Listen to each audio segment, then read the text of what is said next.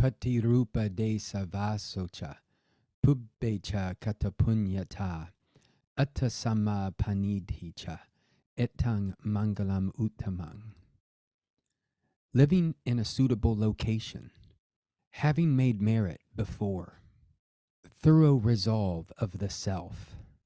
This is the highest blessing. Patirūpadesavāso is obviously a compound. We can break it apart into these three components. Patirūpa can further be divided like this, but we will treat it simply as one word, an adjective, and you can look that up. Suitable is what this part means. Desa is a location. I didn't write that down here anywhere. Vaso is living. Suitable location, living. We can get the meaning from that, but if we wanted to be a little more precise, we could say living in, so this is a tapurisa, living in a suitable location. This part of the compound would become a daraya, and this would relate to those two parts as a tapurisa. So that is number one, and we have a cha here. And we are getting three chas. We got three items, three chas. So that is actually what we would expect. Pubbe, before, formerly. Katapuññatā. So here's, this compound also has three components. Kata, punya, and ta. Now, kata comes from karoti, the past participle. The Pali English dictionary informs us that when kata is the first member of the compound, it means having become one who has done. So, having become one who has done punya, merit, one who has, in other words, one who has made merit. Katapuñña is what that means together. Now, I will have to confess, when I first read this, I put ta with punya. Ta is a suffix that transforms an adjective or a noun into a feminine abstract noun. And to be honest, I struggled with what that meaning would be. But what I was overlooking is that this ta is actually going with both of these. It's modifying katapuññatā. So in this case, not one who has made merit, but the state of having made merit, basically. We're transforming this one who into a noun. And that is what's going on in all of these. The Buddha is actually talking about three nouns or states you might think about. So that's what is happening there, the state of having made merit before.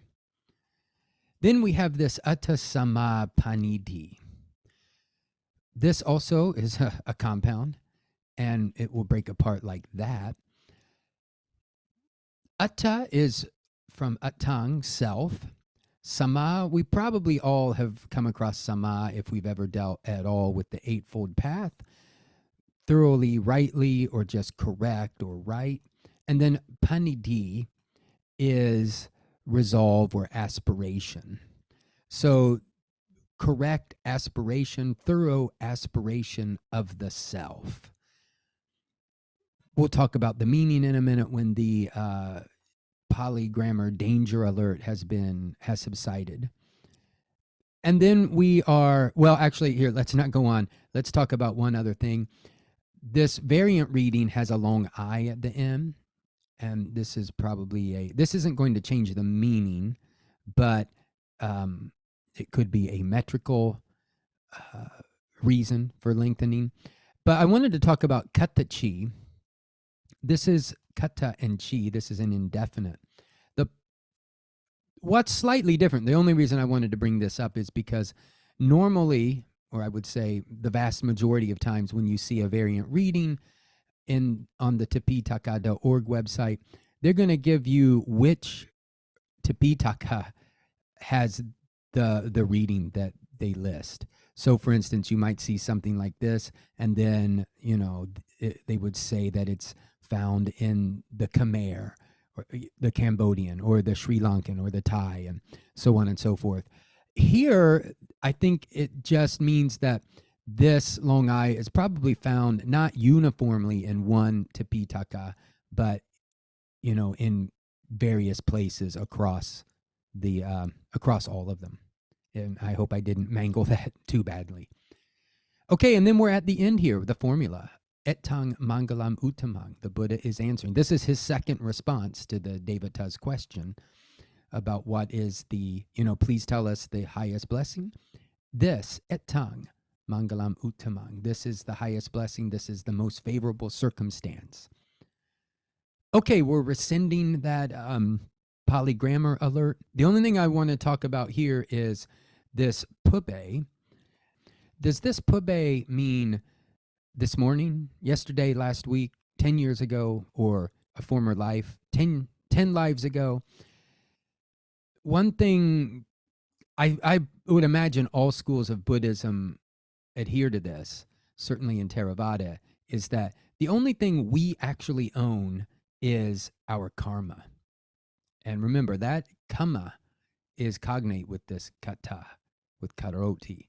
What we've done, that is the only thing that we not only possess, but it sort of possesses us. It travels with us too. So that's something to think about.